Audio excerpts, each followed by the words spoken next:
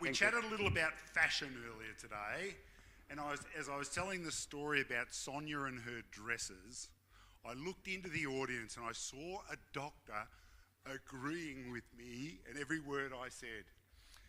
And as she steps on stage, you'll understand why. It's my pleasure to welcome to the stage Dr. Sabrina Huang from Taiwan. Sabrina has practiced and worked with Damon for a very long time, lectured throughout the world, and not only does she have a beautiful fashion sense, but she creates beautiful results. So it's my pleasure to hand over and ask her to share some of those today. Thank you, Colin.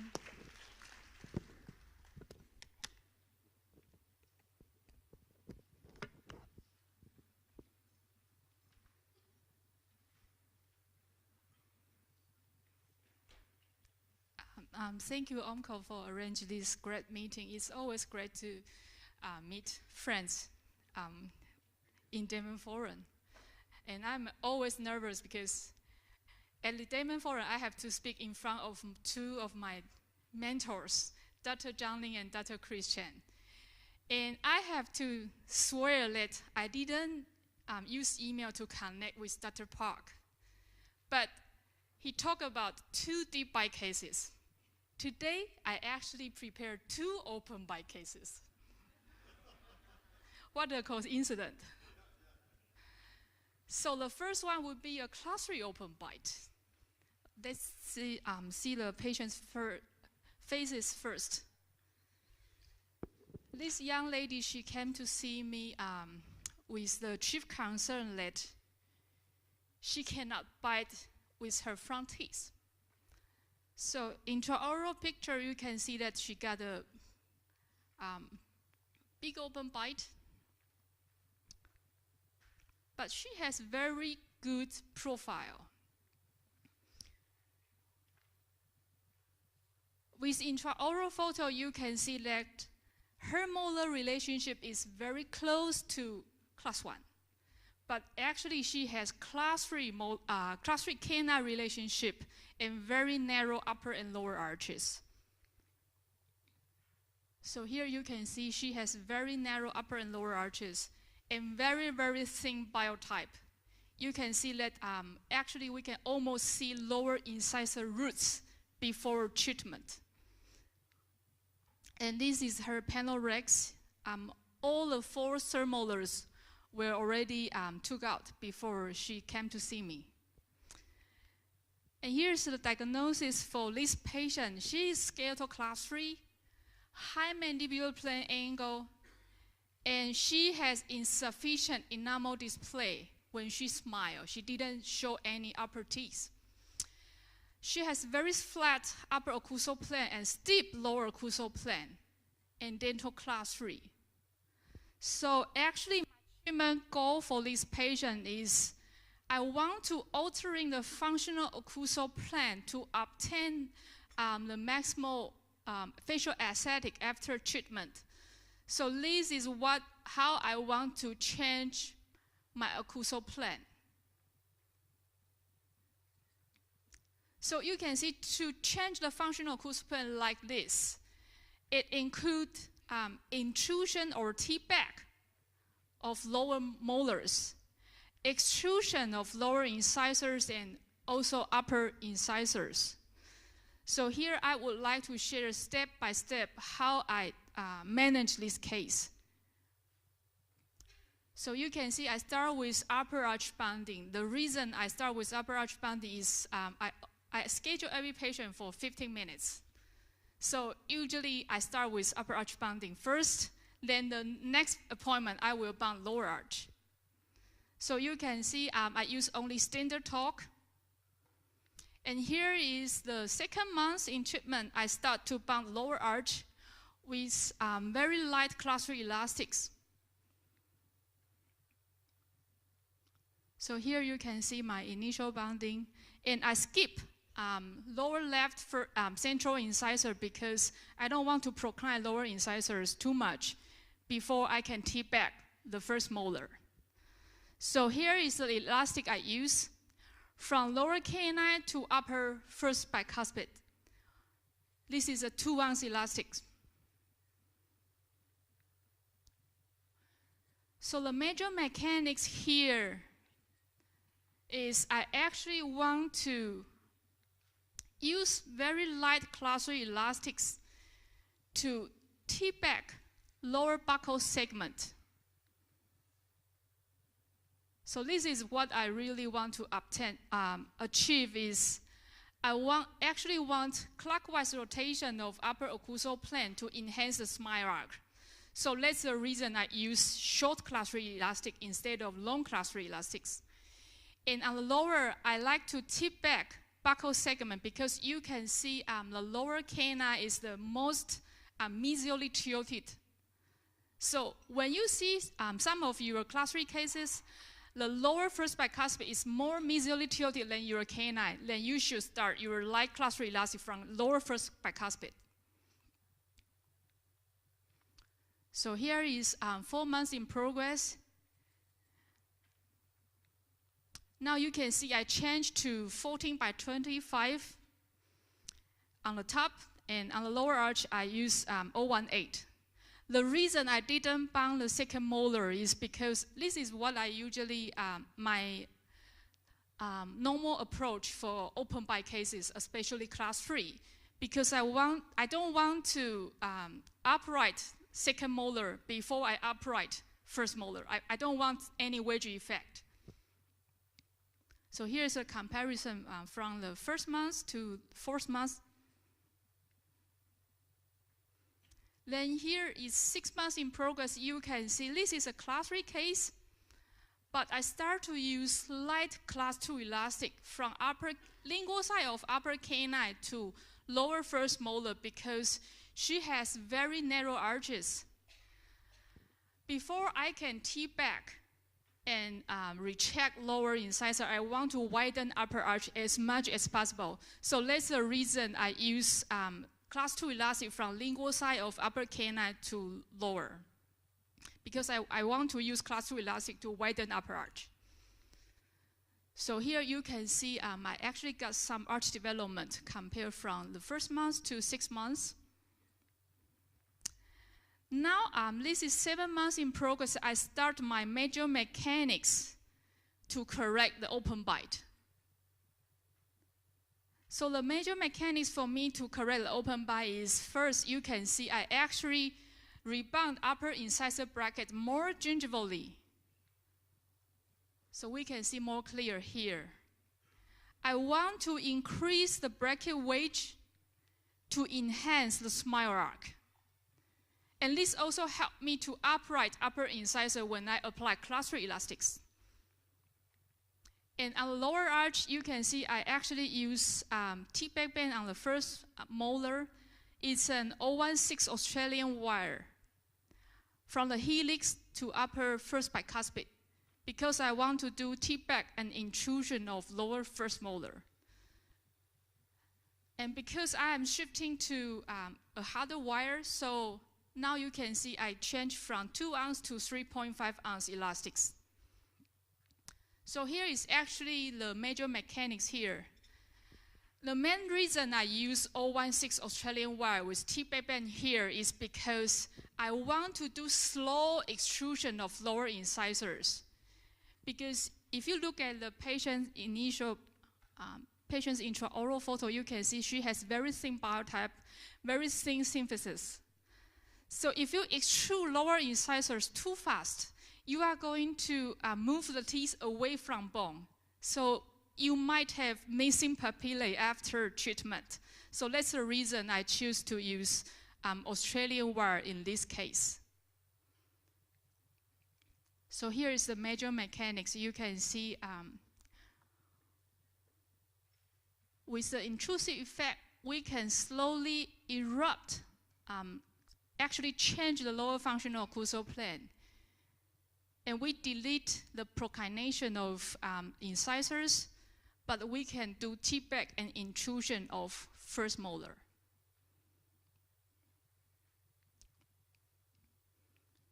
So here is the comparison from 6 months to 7 months. And here is just before I start to correct her open bite. And this patient is very, very good with her elastics. So here is what I got after 3 months. So you can see with the passive self-ligation brackets, it's very effective if patients do wear their elastics. So here is the elastic I'm using now because I want to have better interdigitation on the buccal segment. So you can see I changed from light class 3 to class 3 triangle.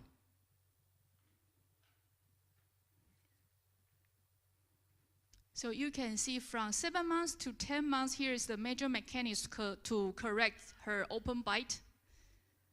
And you can see the change of upper functional occlusal plane because of the bracket position. And the T-back of lower first molar because you can see the marginal ridge discrepancy between lower first molar and second molar. And here is how the patient looks like after 10 months in treatment. So you can see now we can see more upper incisors when she smiles. Now it's 12 months in progress. You can see I still keep light triangular elastics to achieve more, to make the bite a little bit deeper because I want to do a little bit overcorrection. So you can see here is my class 3 elastic here in 12 months. And now you can see because I have enough overbite in the front, so I bound lower second molar tube with 018 nitrile wire to re-intrude and catch up the marginal ridge discrepancy between first and second molars. And the elastic here is 3 ounce,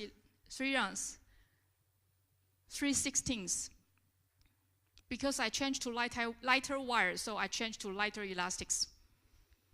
And here you can see the close-up view of the T-back compared to 10 months to 12 months.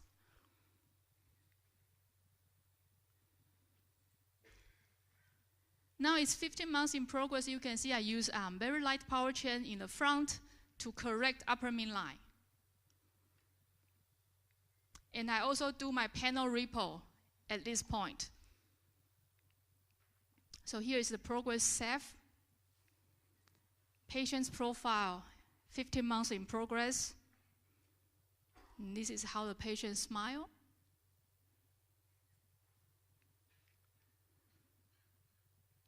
Comparison from initial to 15 months. Now 18 months in progress. So you can see the bite is getting better compared to 15 months. Now I use diagonal elastic from upper lateral, upper canine to lower left canine to correct her a little bit canting at midline. The elastic I use here is 3 ounce, 5/16. So you can see compare from 18 months to 21 months, her bite is becoming deeper.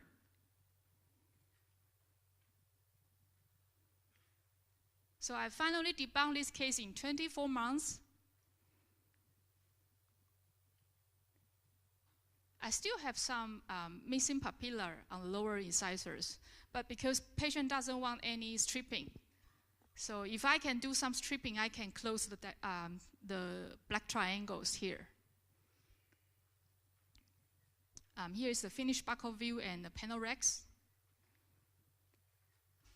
Final patient profile and the patient smile.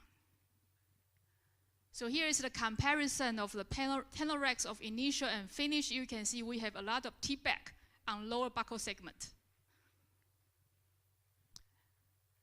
Intraoral comparisons. Here is the overbite. Buccal view.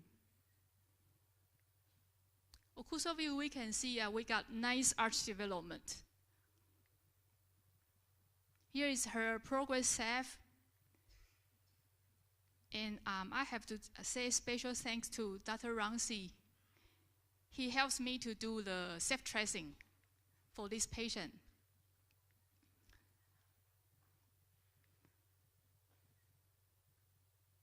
So here we can see, actually, I didn't have any counterclockwise rotation of the mandible.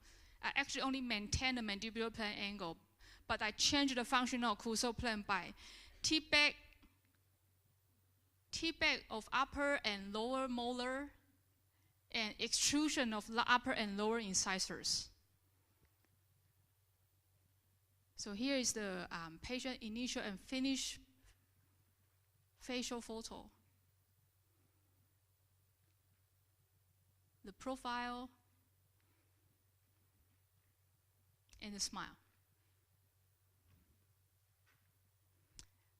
And I use A6 retainer on the top and lower to retain the case. So here is my 7 months follow-up and 18 months follow-up. The bite remains stable after 18 months.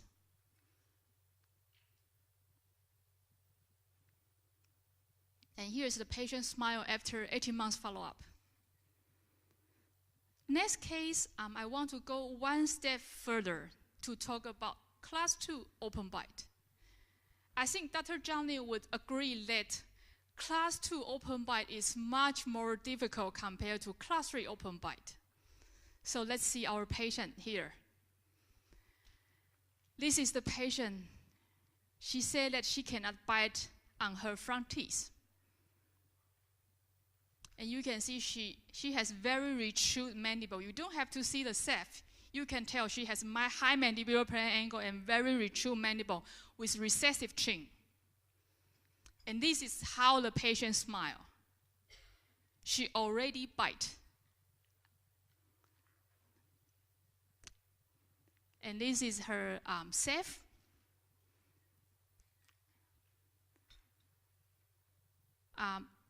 Who is going to do extraction? Anyone want to do extraction? No? Everybody want to try non-extraction? Surgery? Surgery, right? Okay. I would agree this is a surgical case. But just like Chris' patient, this patient has only one humble request. She doesn't want to do surgery. And this is her intraoral picture. You can see she only bite on her second molar and third molar. So this is her panorex. My treatment plan on this patient is I want to remove all the third molars.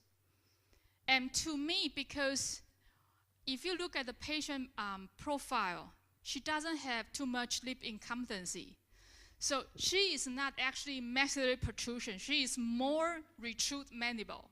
So I want to try to do non-extraction and to see how I can work with this open bite. So this is the initial. I start to bond the upper arch. I use standard torque in this case. And here is the second month. You can see I actually use a little bit different approach compared to the first one. You can see I do only 2x4 on the bottom because I want to extrude lower incisors and I want to see if I can really do T-back if I do only 2x4. It's just a trial. I don't know how it works. So here is the elastic I use.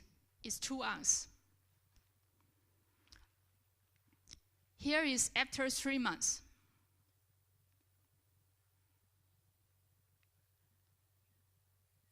So you can see here is the comparison from 2 months to 5 months. If you look at the big step between lower canine and lower lateral incisors, you should be very happy because you really change the lower functional occlusal plane. But if you look at the comparison photo carefully, you can see that my mistake here. What I do correct is actually I'm altering the functional occlusal plane. So I correct the open bite very efficiently. But what I did wrong here is 2x4 mechanics is not strong enough to T-back lower first molar. So it's more lower anterior extrusion than posterior T-back and intrusion.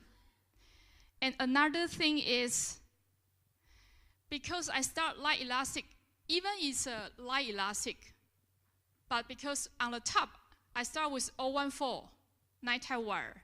So I actually got unwanted extrusion of upper incisors. So now I have to work on how to work out to resolve the gummy smile. So here is now 12 months in progress. You can see I start to use T-back mechanics on the top. I want to do T-back for the first molar because I want to rotate the mandible. So here's the elastic I use. It's 3.5 ounce. And here is now 14 months in progress. You can see I got full bonding till my terminal molar because I think my anterior overbite is deep enough. And here is the elastic I use. And this is how the patient looks like. And at this point, my patient complained that she looks a little bit too protrusive. And you can see I actually got extrusion of upper incisors a lot. So now what to do next? I do correct open bite, but patient is not satisfied with her profile.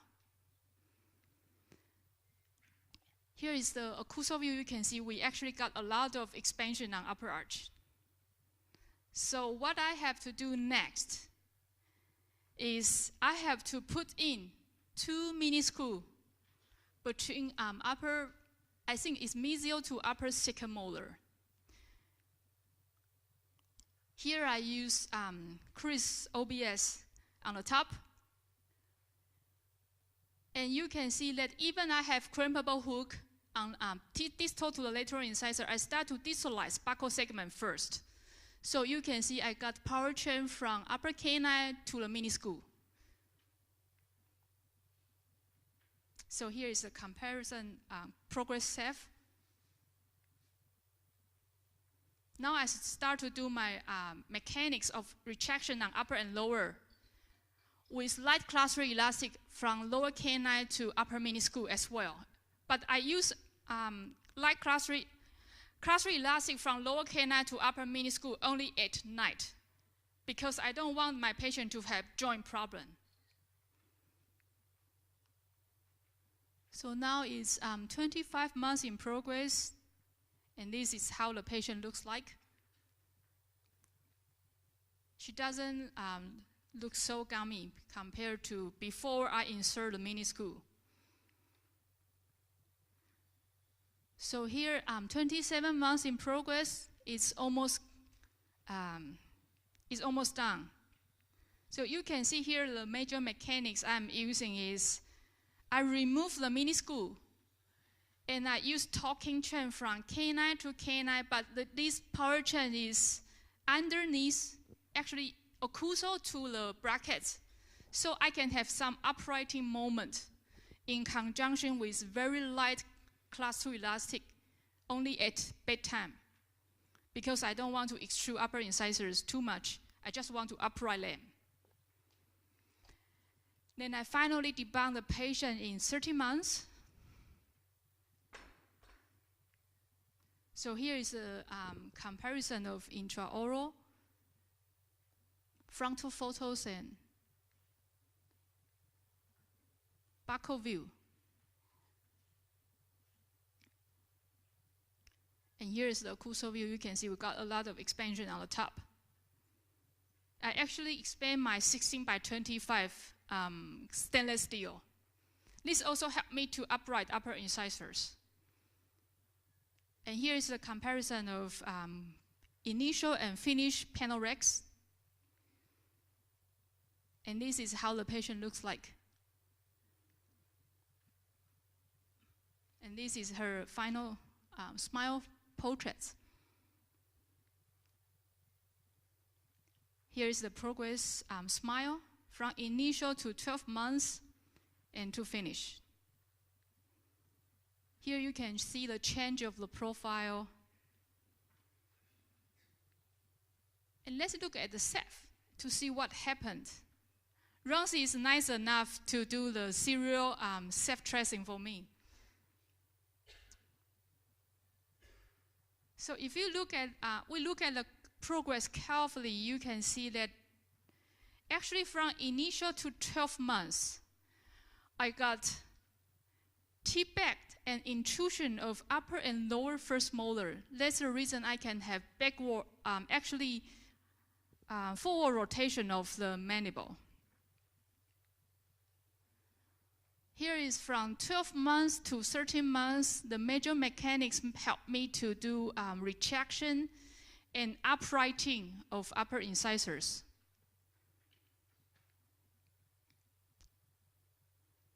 So here is the initial and finish Ceph superimposition. You can see we got control tipping on upper arch, upper incisors, extrusion and T-back, extrusion of lower incisor and T-back of upper and lower first molars.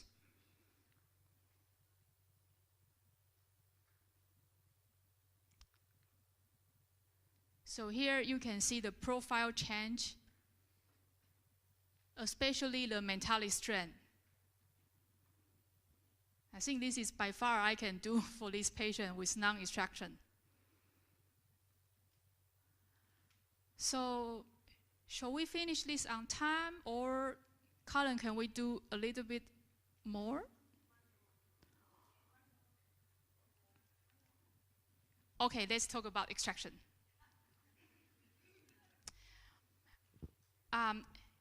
Actually, I got two more. Because this is I want to talk about some surgical cases. Because in Asia, I know most of the Asian patients, they don't like to do surgery. But here is a very good comparison of two similar cases. You see the one on the left-hand side, I did extraction only. The one on the right-hand side, I do double jaw surgery. These are the initial photos of these two patients. If you look at their lateral profile, they look very, very similar. The only difference is the patient on your left-hand side, she has more proclined lower incisors. And here is their Ceph comparison. You can see they are very similar. Both of them, they have their concern with protrusion. But now how I do the diagnosis to show my patient is that I usually cover their lower face. If you cover their lower face, you can see that actually they both are not too protrusive. So now you can see the problem is not maxillary protrusion, it's actually mandible retrusion. So what we should have do to this patient is actually to do either mandible advancement or clockwise rotation of the mandible. So here I would like to share my different approach to these two different cases. This is the first one. She said that she doesn't want to do surgery. This is really a tough one because she has gummy smile from the beginning. And her upper incisors are actually not too protrusive. So this is actually a tough one. So for this case, I would like to do, I should have to do the diagnosis first. This is schedule class 2 high mandibular plane angle. She has retrude mandible and recessive chin. She actually has bimaxillary protrusion and she has missing 2 lower first molars. So in this case, I would like to pull out 2 upper first bicuspid and use minuscule to do intrusion and retraction to correct her gummy smile. And I want to use the missing first molar space to recheck her lower anteriors. So here is the progress. And you can see I start to align and level first. Then I pull up upper bicuspid, put posterior mini screw first. Then I put in 2 anterior mini screws. So the major mechanics for this case is to do 2 ICC screws for maximal anterior retraction and 2 anterior screws for anterior intrusion or anterior torque control to correct her gummy smile. So this is 32 months after treatment. You can see I use segmental intrusive arch to do simultaneous intrusion and retraction of upper incisors. And I finally finished this case in 45 months because I closed the missing first molar space. This is after patient changed her final processes. And here is the initial and final. Buccal view and occlusal view. And this is how the patient looks like after treatment.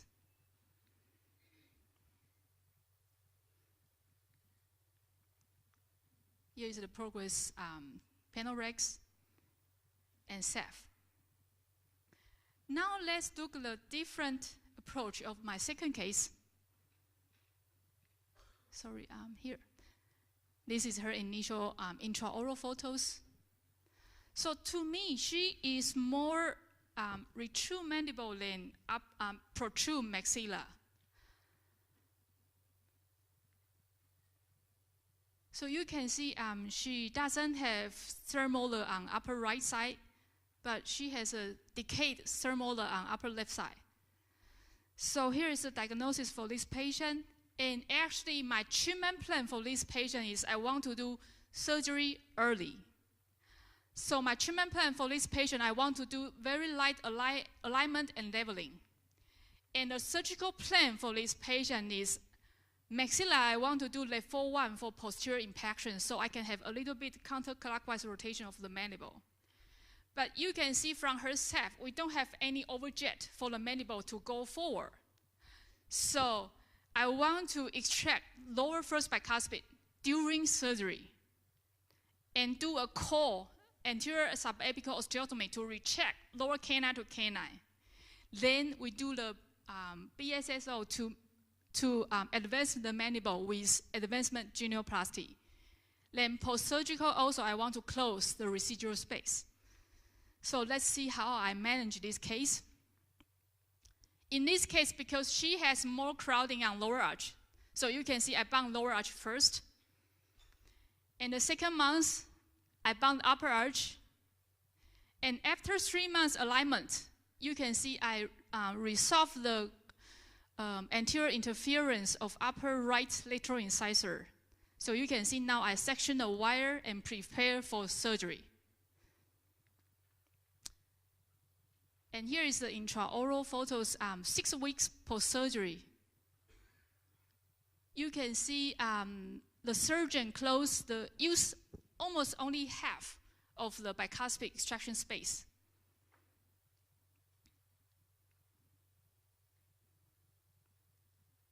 And in this case, the reason I removed lower canine brackets is because during surgery, you can see a lot of scar in the first bicuspid extraction area. So it's really hard for me to recheck the canine into the space. So I want the canine to drift by itself. So that's the reason I debunk the canine brackets and I use very simple mechanics to close the space. So here now I am able to finish the case 13 months after surgery. And here is the initial and finished comparison of frontal and buccal overjet. And here's the buccal view. So you can see the key of this case that I can remove only lower first bicuspid is because patients still have fully erupted lower third molar. So I still have antagonist when I do mandible advancement. I still have antagonist for upper 7.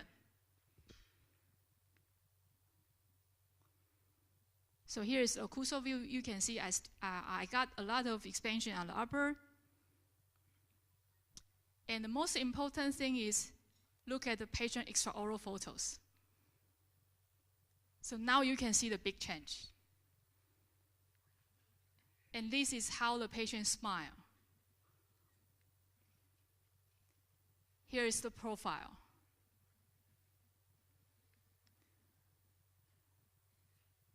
So you can see we actually changed functional occlusal plane by surgery. Even we didn't extract on the top, but after surgery, because we moved the mandible forward, so the reference of E-line is totally different. So now you can see before she looks biprotrusive because her upper and lower lips are in front of the E-line. But after treatment, you can see, even we didn't extract, now her upper lip is even inside the midline, inside the E-line. So this is a case that we shouldn't have extracted her upper first bicuspid. And here is the patient's panorex, initial and finish. So now I really like to use these two cases to present to my new initial consultation. Because if you compare these two phases, I think there's some time we have to do surgery. I know with mini screw, with passive subligation, we can push the boundary. But I always tell my patient, surgery is painful and might have some complication and very expensive. But we still have surgery. Why? Because it's really worthy. So here is the patient initial smile, and here is the finished smile. So you can see the total difference. What we cannot do is we cannot create a very good chin. So with passive self-ligation system, I should say mostly of my class 3 cases, I don't have to do extraction. But we may require some mini screws for non-extraction class 2 cases because we don't have very good chin and nose projection like Caucasian patients. And now I like to use functional occlusal plane as a guide for treatment planning. And whenever I consider extraction, especially for class 2 cases, I always like to open the bite and see where the mandible is. Because for most of the class 2 patients, their mandible might be checked backward because of the retroclined upper canines. And the fifth thing is to obtain best facial aesthetics. Sometimes orthodontic surgery is an option.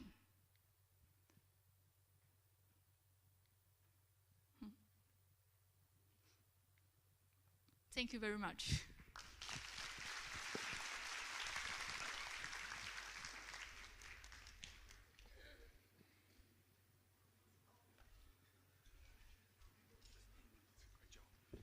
Thank you, Sabrina. Great job. Thank you, everybody. I hope you enjoyed the day. We look forward to tomorrow, where we have Dr. Frank Bogdan speaking in the morning, followed by Chris Chang, who will see us out for the afternoon. So thank you for your attendance, and look forward to seeing you all tomorrow. A big round of applause for all of today's speakers.